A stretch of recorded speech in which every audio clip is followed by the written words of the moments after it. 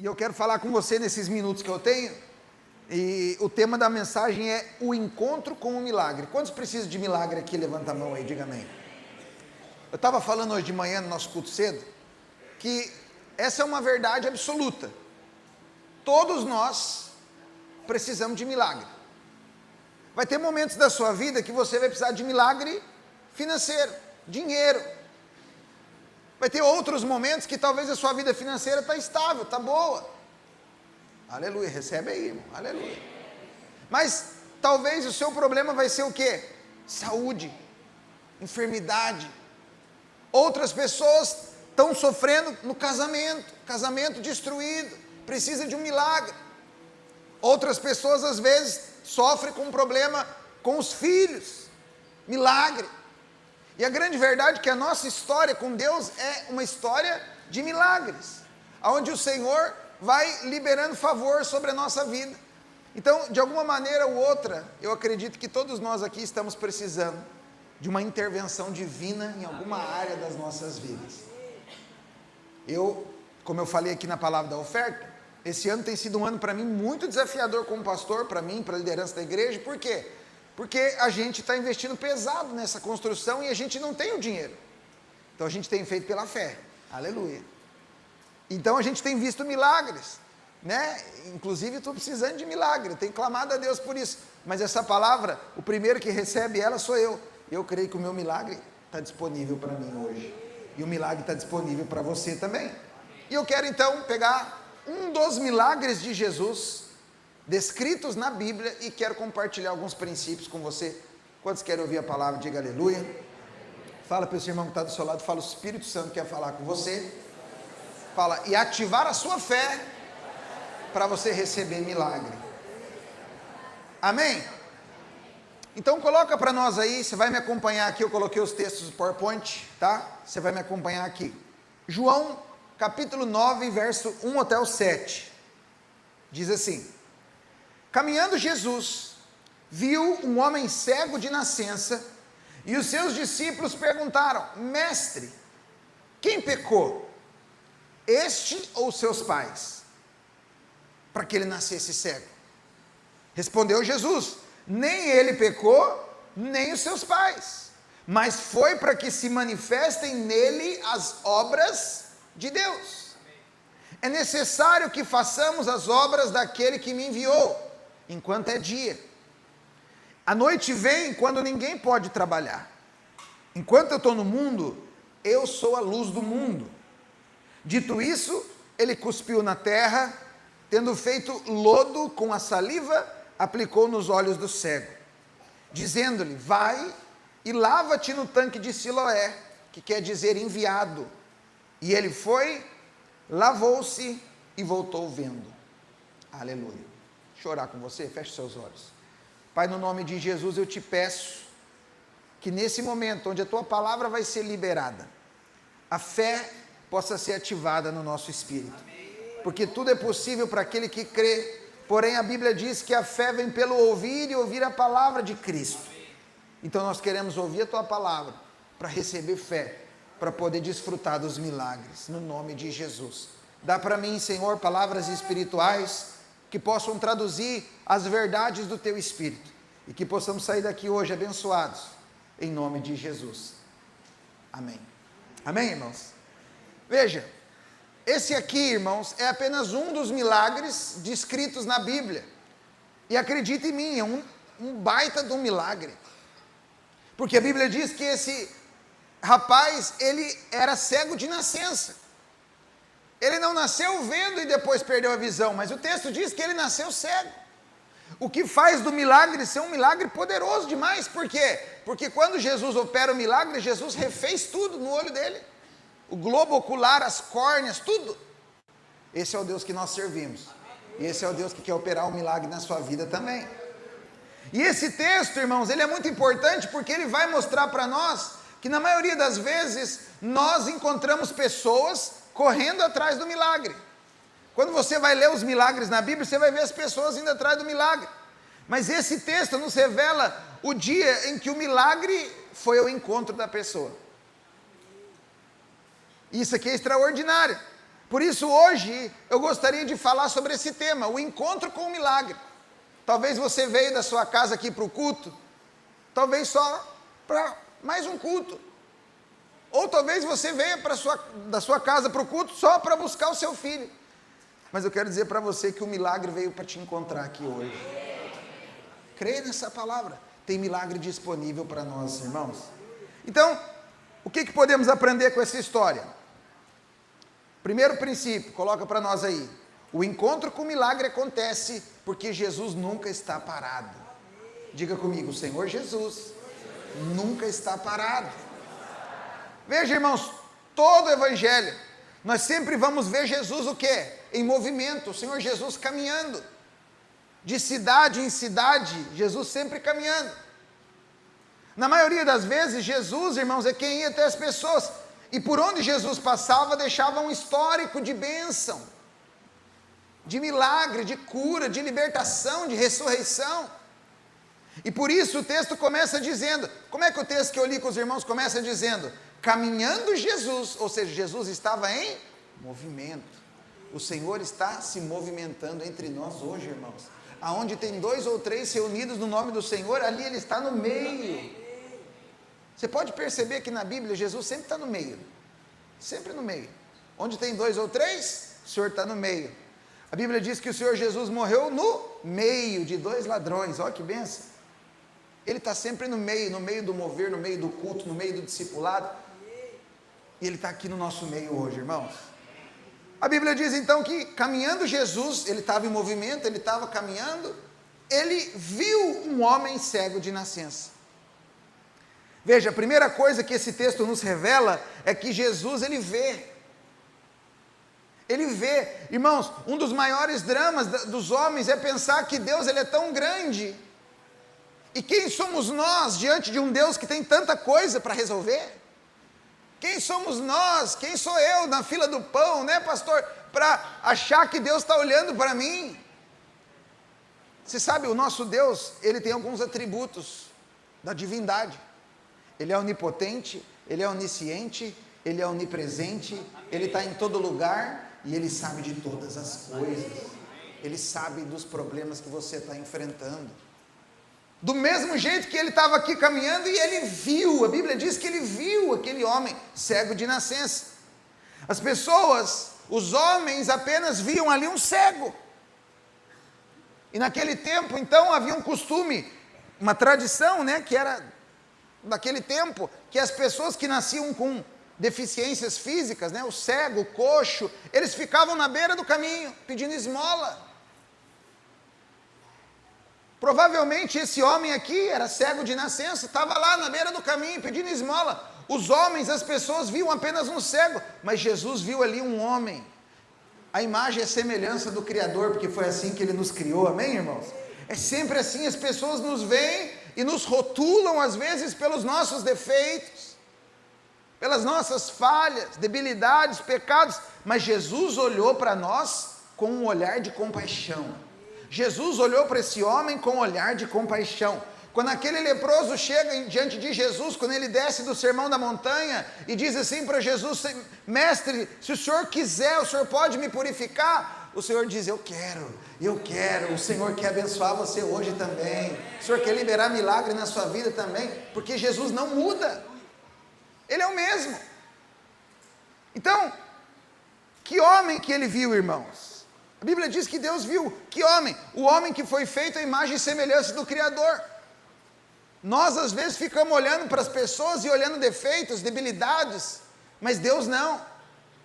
Deus, Ele vê com as lentes da graça. Ele vê você e eu com as lentes de Cristo, amém, irmãos?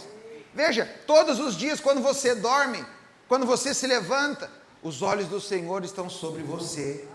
Quando você se deita lá na cama, de noite, onde ninguém está vendo, e molha o teu travesseiro com lágrimas por causa das lutas que você tem passado, eu quero dizer para você, Jesus está vendo. Ele vê, do mesmo jeito que Ele viu esse cego de nascença, Ele está vendo você. Quando você está confuso, perdido, sem saber que direção tomar, Jesus está vendo. Jesus, Ele está vendo os conflitos lá que você está tendo no seu casamento. E hoje essa palavra é para você. Ele está vendo e Ele está se revelando para você hoje para fazer um milagre na sua vida. Jesus vê os desejos mais profundos. Jesus sabe, Jesus vê. Eu estou aqui hoje só para aplicar fé no seu coração, para que você creia que o mesmo Jesus que operou esses milagres há 2000 anos atrás, Ele continua hoje fazendo milagres. Ele está vivo, Ele está no nosso meio.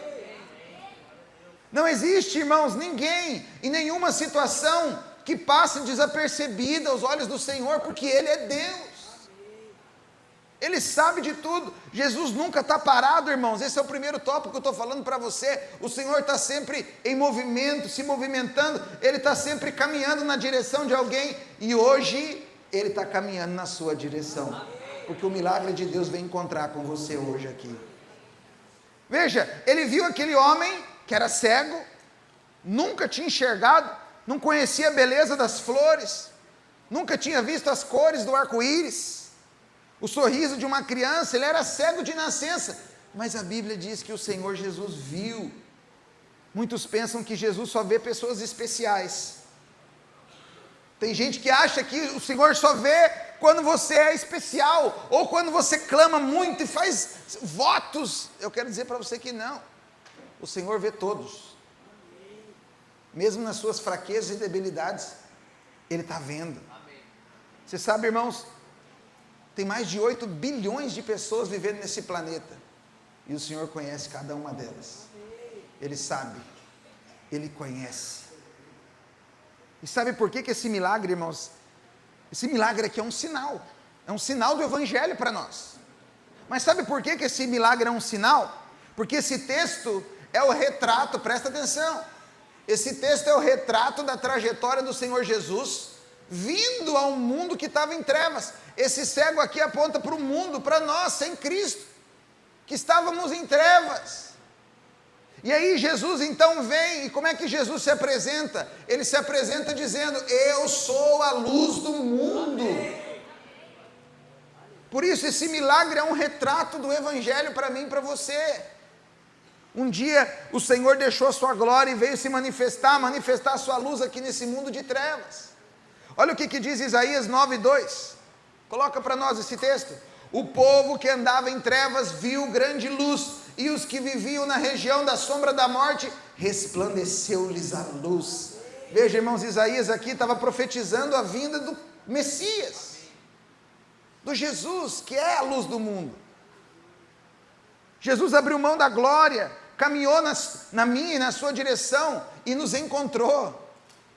Primeiro para salvar você do inferno. Todo aquele que crê no Senhor Jesus e confessa, ele é salvo, ele tem o seu nome escrito no livro da vida. Quantos podem dar glória a Deus por isso? Mas ele não quer só salvar você do inferno. A palavra salvação no original ali é sozo, que significa salvação de qualquer coisa. Se você está perdido nas dívidas, ele quer salvar você das dívidas. Se o seu casamento está ruim, ele quer salvar o seu casamento.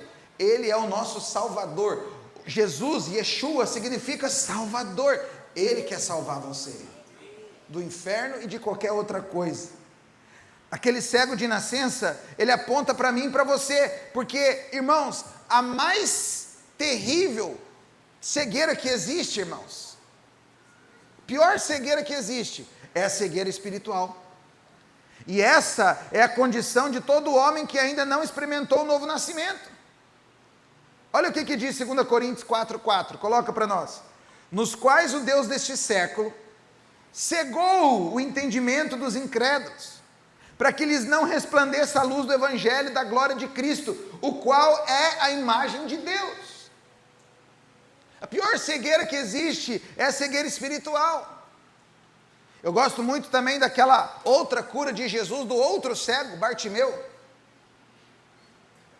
Bartimeu, ele era cego, estava lá em Jericó, lá na beira do caminho, mas naquele dia que Jesus estava passando, ele, por mais que ele era cego naturalmente, mas ele foi o que mais enxergou aquele dia. Porque enquanto as pessoas estavam por ali só para querer um milagre por si, a Bíblia diz que ele gritou bem alto: filho de Davi, tem compaixão de mim. Quando ele grita filho de Davi, ele estava reconhecendo Jesus como Messias.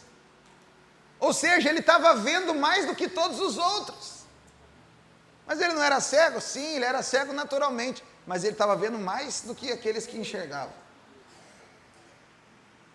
Veja, todos nós, irmãos, andávamos em trevas, todos nós vivíamos em densa escuridão, perdidos, pecadores, fora da vontade do Senhor, mas um dia, os nossos olhos foram abertos, e você pôde ver o Senhor. Você pode dar glória a Deus por isso? Todo homem vive numa cegueira espiritual até que a luz do Senhor entre. Mas que bom que Ele veio ao nosso encontro. Mas hoje a minha palavra para você é dizer para você que o mesmo Deus que salvou você do inferno, que resplandeceu a sua luz na salvação do inferno, Ele quer salvar você também, seja qual for o milagre que você precisa. Ele está aqui para operar milagre também, para fazer de novo. Você tem que crer. Muitas pessoas não recebem porque não creem. Leem os evangelhos e falam, nossa, que legal, olha que poderoso que foi essa cura. Mas eles acreditam sim que Jesus fez lá. Mas muitos têm dificuldade de acreditar que Jesus é o mesmo que fez lá, Ele faz hoje também. Eu só quero ativar a sua fé para você crer que Jesus continua operando milagres. E que o milagre veio ao seu encontro hoje. Segundo princípio que eu quero falar com você, pode colocar lá para nós no telão. O encontro com o milagre acontece, porque com Jesus sempre há uma alternativa inesperada. Sempre vai ter uma alternativa inesperada. Em outras palavras, Jesus sempre vai te surpreender. Eu quero profetizar que você vai ser surpreendido pelo Senhor Jesus. Em nome de Jesus. A segunda coisa, então, que podemos observar nesse texto, nesse milagre, é uma questão teológica. Houve uma questão teológica profunda, que se tornou o drama de muitos, até os dias de hoje. Até os dias de hoje tem gente que fica nessa crise. Se não, olha o texto, João capítulo 9, verso 2, coloca para nós, diz assim, e os seus discípulos lhe perguntaram, mestre, quem que pecou? Quem pecou? Foi esse, o cego ali, ou foi os seus pais, para que ele nascesse assim cego? Aquele homem havia nascido cego, os seus pais ainda eram vivos, e ele passava a vida inteira a mendigar. Ele era conhecido de todos, da família, dos vizinhos, era aquele tipo de pedinte, que ficava pedindo esmola na beira do caminho.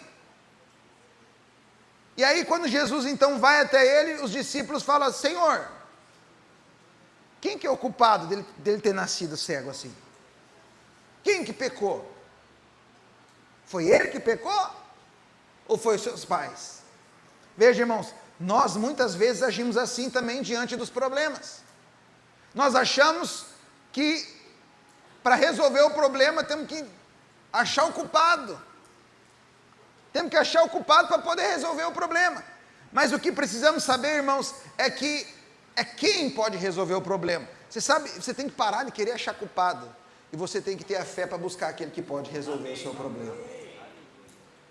Mas infelizmente, o ser humano, quando acontece algo errado, a primeira coisa que ele faz é ficar olhando para ele mesmo e falar, meu Deus, o que eu fiz? Onde que eu errei? Ou se não, apontar o dedo para outros. E aí, irmãos, deixa eu te falar, qual é a origem da cegueira daquela criança? Porque foi isso que os discípulos estavam perguntando para Jesus. Eles estão partindo ali, por causa dessa pergunta, eles estão partindo da crença de que toda doença ela era oriunda de um pecado específico. E se uma pessoa estava doente, então significa que ou era por causa do pecado dela, ou era por causa do pecado dos seus pais. E eles falavam isso e acreditavam com base bíblica. Com base lá em Êxodo capítulo 20, vamos ler? Coloca para nós. Êxodo 20, verso 5, diz assim, não te encurvarás a elas, nem as servirás, porque eu, o Senhor o teu Deus, sou Deus zeloso, que visito a iniquidade dos pais nos filhos, até a terceira e a quarta geração daqueles que me odeiam. Então, baseado nesse texto do Antigo Testamento, os discípulos chegaram para o Senhor e falaram, e aí quem pecou? Foi ele ou foi os seus pais? Veja, irmãos, eles criam que se a mãe então praticasse ali o pecado, idolatria, quando o filho ainda estava no ventre, aquela criança então nasceria carregando o pecado da mãe. Mas eles se esqueceram da segunda parte do texto, próximo versículo. Coloca para mim o verso 6, olha lá o que diz, Êxodo 26. Mas eu faço misericórdia até 1000 gerações, daqueles que me amam e guardam os meus mandamentos. Veja, quando a primeira parte do texto, versículo 5, diz assim, ó, não te encurvarás a ela, nem servirás, falando de idolatria, porque eu sou o Senhor, Deus zeloso, que visita a iniquidade dos pais nos filhos até terceira e quarta geração. Terceira e quarta. Mas no próximo versículo ele diz, mas eu estendo misericórdia até 1000 gerações. Agora, qual que é o problema aqui, irmãos? O problema aqui é que no Antigo Testamento, esquece, impossível. Me fala um que consegue cumprir todos os mandamentos certinho, de maneira irrepreensível. A lei do Antigo Testamento, está lá no livro de Tiago, o apóstolo Tiago fala isso, que aquele que ele falhasse em um dos seus preceitos, era considerado culpado de todos. Aí nós temos um grande problema, porque eu posso me esforçar ao máximo para ser certinho, mas em alguma coisa eu vou falhar, você sabe disso, nós temos espelho em casa, irmãos. E aí nós temos um problema, porque baseado então no Antigo Testamento, não havia misericórdia. Só que aí nós temos algo, e eu louvo a Deus por ter nascido no Novo Testamento, na Nova Aliança. Porque quando Deus deu a lei para o homem, né, para nós, ele deu a lei para mostrar o pecado. Paulo disse isso lá em Romanos, que a lei veio para que aparecesse a ofensa. Mas aonde abundou o pecado, superabundou a graça de Deus. Quantos podem dar glória a Deus por isso? Então veja, irmãos, quando Jesus veio, ele era homem, porque nasceu do ventre da mulher, mas ele também era semente divina, ele era Deus. E o Senhor Jesus nunca pecou, ele foi o único que cumpriu todos os mandamentos, aleluia. E quando ele então faz isso, ele nos coloca nele. A Bíblia diz que nós estamos em Cristo hoje, por causa da obediência de Cristo. Não é maravilhoso isso? Paulo fala em Romanos assim, ó, por causa da desobediência de um homem, que é Adão, todo mundo se tornou pecador. Mas no mesmo texto ele diz assim, ó, mas por causa da obediência de um só, que é Cristo, muitos se tornaram justos. Você e eu somos justos por causa da obediência de Cristo. Você pode dar glória a Deus por isso? Então esse texto aqui é para nós hoje. Faço misericórdia até 1000 gerações daqueles que me amam e guardam os meus mandamentos. Jesus guardou todos os mandamentos e nos inseriu nele. Hoje nós estamos em Cristo, tem misericórdia disponível para você e para mim. Mas os discípulos aqui ainda não entendiam isso, eles estavam vivendo na transição entre o Antigo Testamento e o Novo, antes de Cristo e depois de Cristo. Por isso então eles estavam perguntando. Jeremias 31, 29, coloca para nós, olha o que dizia: naqueles dias já não dirão, existe um ditado popular lá no Antigo Testamento. Qual que era o ditado? Os pais comeram uvas verdes e os dentes dos filhos é que se embotaram. Isso aqui era um ditado popular de maldição hereditária. Os pais que comeram as uvas verdes amargas, mas foi os filhos que tiveram a boca embotada. Só que o que Jeremias está profetizando? Naqueles dias, qual dias, irmãos? Hoje, na graça, na nova aliança, ele está dizendo que naqueles dias, hoje, já não vão dizer mais isso. Por quê? Porque o Senhor levou sobre si toda a maldição. A Bíblia diz que ele se fez maldição no nosso lugar. Quantos podem dar glória a Deus por isso, irmão? Então veja, pastor, não existe mais maldição? Então, eu não disse isso. Claro que existe maldição. Para quem? Para quem ainda não está em Cristo. Se você não aceitou Jesus, não tem Ele como seu Senhor, seu Salvador, tem maldição rodeando você, é assim que funciona. Mas no dia que você confessou Jesus, nasceu de novo, foi revestido de Cristo, tem uma promessa para você da nova aliança. Ele levou sobre si toda doença e toda maldição. Não, eu não sei se você está entendendo a profundidade disso, mas não há mais maldição para quem está em Cristo Jesus. Aleluia! Por isso os discípulos, então, irmãos, como os discípulos não tinham entendido isso direito, eles chegam para Jesus com esse dilema. E aí, Senhor, qual que é o problema aí? Quem pecou? Foi ele ou foi seus pais? Ele chegou com apenas duas opções, duas alternativas. Aí olha lá o verso 3, coloca para mim, João 9:3, olha o que diz, o que Jesus respondeu: nem ele pecou, nem os seus pais, mas foi para que se manifestasse nele as obras de Deus. Às vezes a gente fica colocando Deus numa caixinha, e diante dos problemas que a gente vai enfrentando, a gente fica colocando condições para Deus. Senhor, ou o Senhor faz assim, ou senão eu vou morrer. Ou o Senhor faz desse jeito, porque senão não vai dar certo. Para de colocar Deus na caixinha. O Senhor sempre vai vir com uma outra alternativa. Sabe qual que é a outra alternativa? Cristo, Jesus é a terceira alternativa, em nome de Jesus. A resposta de Jesus é essa: nem uma coisa nem outra, eu sou a terceira alternativa. Às vezes, irmãos, tentando aplicar aí na sua vida prática, às vezes tem lá uma mulher que está com um problema no casamento e ela diz assim: ou meu marido sai de casa, ou eu saio de casa. Duas opções, mas a palavra do Senhor para você hoje é: calma, tem uma terceira opção, eu posso restaurar o seu casamento. Essa é a palavra de Deus para você. Tem gente que está assim: ou eu vou ter que operar, ou eu vou morrer. Não, tem a terceira opção para você. O médico dos médicos pode te tocar hoje e curar toda a enfermidade.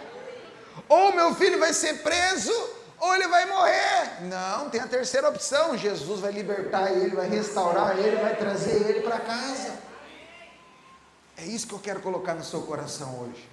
Ou eu consigo um empréstimo essa semana, ou senão não vou ter como pagar. Para de colocar Deus na caixinha. A terceira opção, que se chama Jesus, vai se manifestar na sua vida. Ainda essa semana você vai testemunhar de milagre na sua vida. Só quem crê, levanta a mão e diga: eu creio, aleluia, glória a Deus. O Senhor está dizendo para você hoje: nem uma coisa nem outra. Creia na terceira opção, que se chama Jesus, Yeshua, Salvador. Ele vai salvar você. Não limite a Deus, não encurrale a Deus dando a Ele as suas opções, irmãos. Simplesmente creia. Como é que Ele vai fazer? Não sei. Mas você também não tem que se preocupar com o como. Você só tem que se preocupar e crer que Ele pode. Ele pode e Ele quer fazer e Ele vai fazer. Amém, irmãos? Esse milagre, ele é tão poderoso que ele vai perdurar as páginas da Bíblia. Quando Jesus ressuscita Lázaro, coloca para nós aí João 11:37, olha lá. Mas alguns deles disseram: não podia ele, que abriu os olhos do cego. Ó, a história do cego aqui. O milagre que Jesus fez nesse cego de nascença já estava perdurando ali. Não podia ele, que abriu os olhos do cego, fazer também que esse não morresse? Vou profetizar aqui na sua vida. O milagre da cura do cego correu aldeias daquela época. E olha que não tinha Instagram, Facebook, WhatsApp. Eu quero profetizar que o seu milagre vai ficar famoso também. Aquilo que Deus vai fazer na sua vida vai servir para testemunho e para ativar a fé de outras pessoas também. Porque nós servimos a um Deus que pode todas as coisas. Amém, irmãos? Quantos creem comigo? Diga aleluia. Qual foi o resultado, irmãos, daquele homem, da cura naquele homem? Coloca para mim João 9, versos 6 e 7. Dito isso, cuspiu na terra, e tendo feito lodo com a saliva, aplicou nos olhos do cego, dizendo-lhe: vai e lava-te no tanque de Siloé, que quer dizer enviado. E ele foi e se lavou. Sabe o que significa esse milagre aqui? Eu vou te contar algo que talvez você nunca ouviu. Na prática, sabe o que significa Jesus ter cuspido, feito do pó da terra ali um barro, um lodo, passar no olho dele? Sabe o que significa isso? Eu vou te falar. Ao fazer isso, ao fazer essa lama e colocar nos olhos do cego, Jesus estava apontando lá para Gênesis capítulo 2, quando Deus, ele vai formar o homem da terra.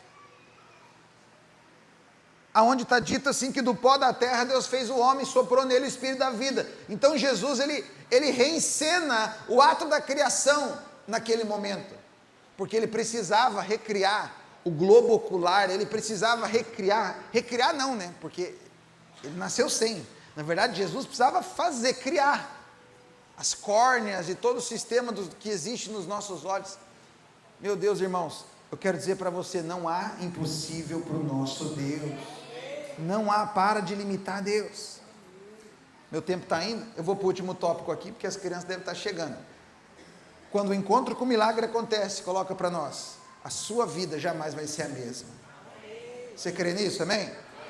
O texto nos relata que o homem, ele foi se lavar no tanque de Siloé, e quando ele retorna plenamente curado, as pessoas não acreditaram, porque a Bíblia diz que ele voltou vendo.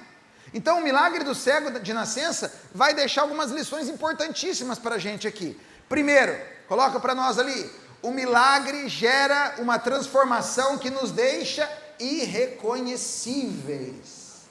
Amém? Você vai receber o milagre, vai gerar uma marca em você que vai deixar você irreconhecível. O texto nos revela que quando o homem voltou enxergando, as pessoas que lhe conheciam não queriam acreditar. Vou mostrar para você lendo uns textos aqui. Coloca para mim aí, João 9, 8 até o 11, diz assim, ó. Então os vizinhos, veja irmãos, conhecidos, pessoas que sabiam quem ele era.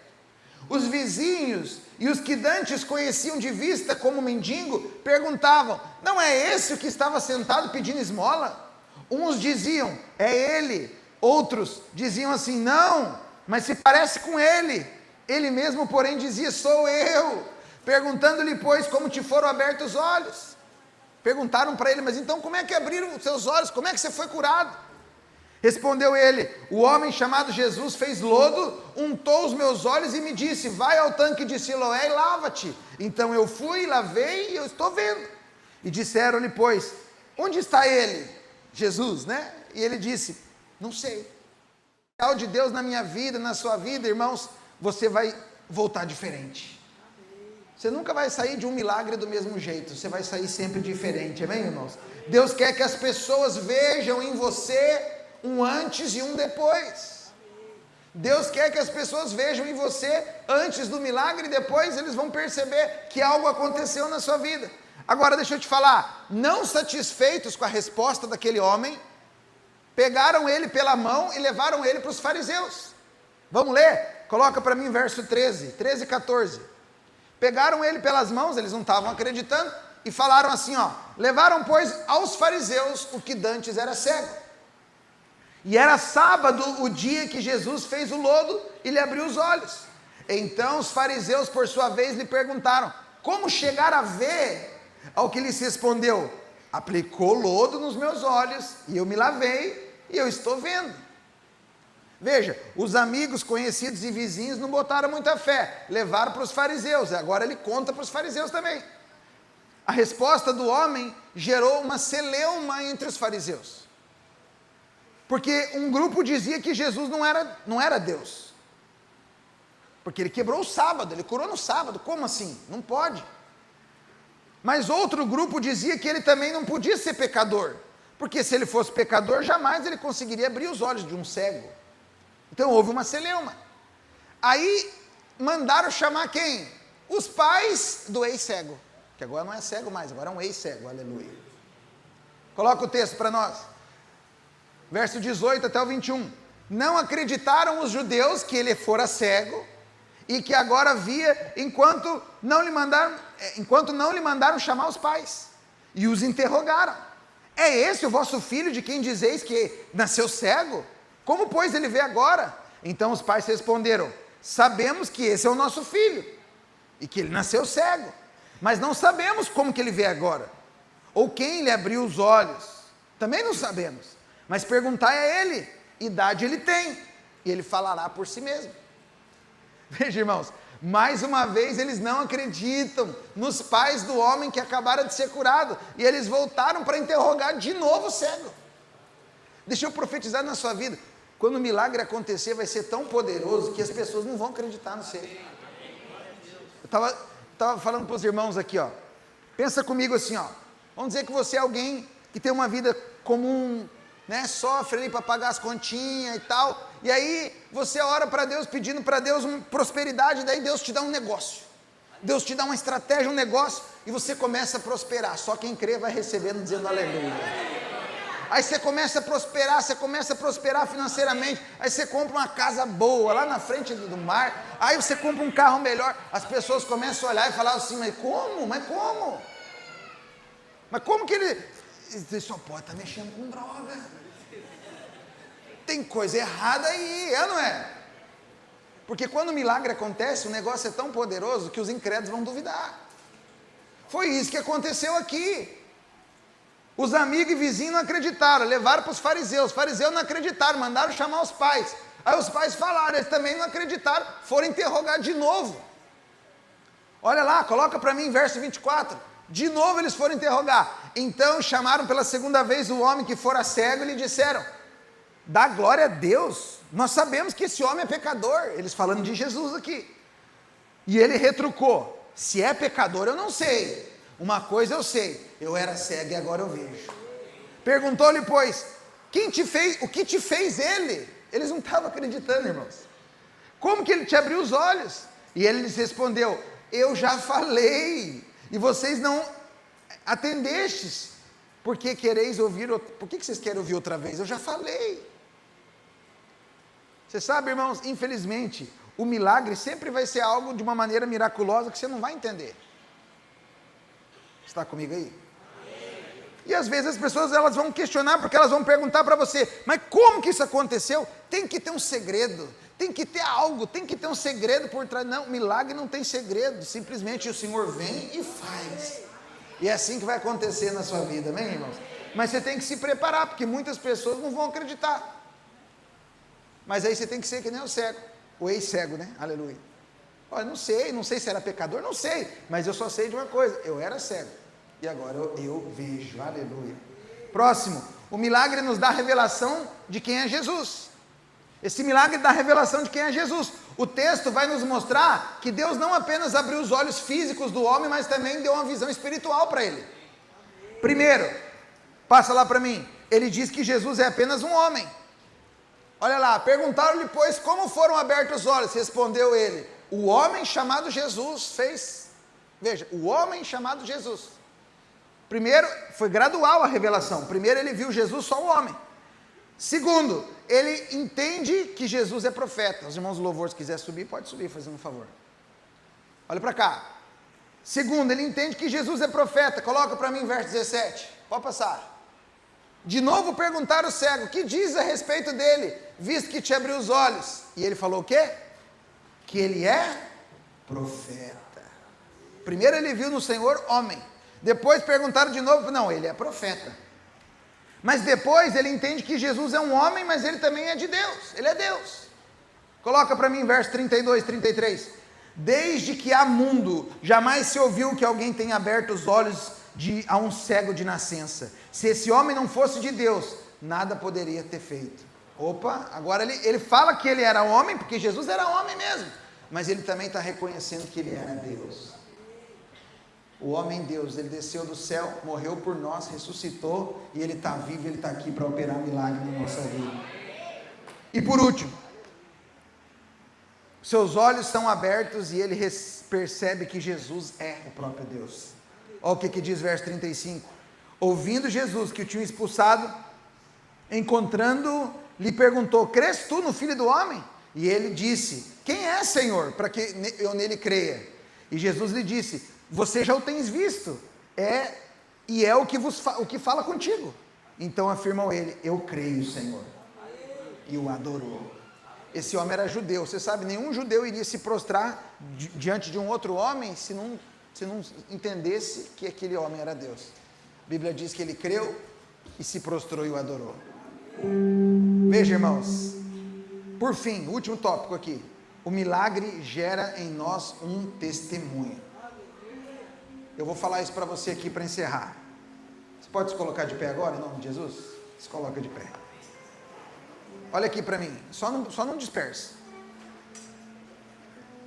Esse homem não era teólogo, Esse homem não era profundo, não era um cara de oratória, homilética, hermenêutica, não tinha nada dessas coisas. Mas esse homem aqui, logo depois que ele foi curado, ele começou a evangelizar. Você está comigo aí? Porque ele saiu contando para as pessoas: eu era cego, nunca enxerguei, nasci assim, mas agora eu vejo.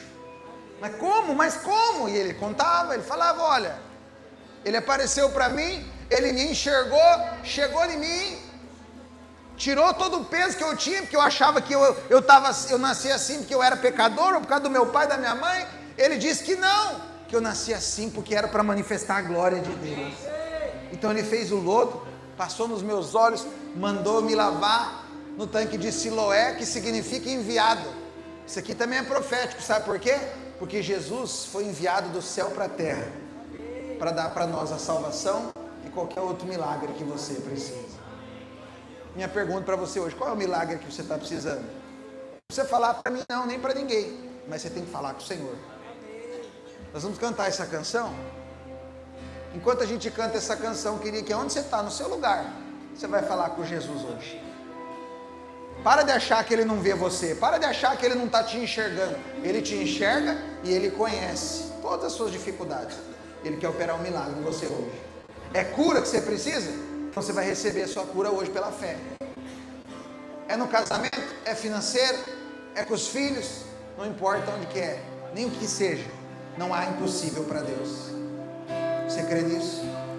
Feche os seus olhos então. Começa a falar com o Senhor do teu jeito mesmo, com as tuas palavras.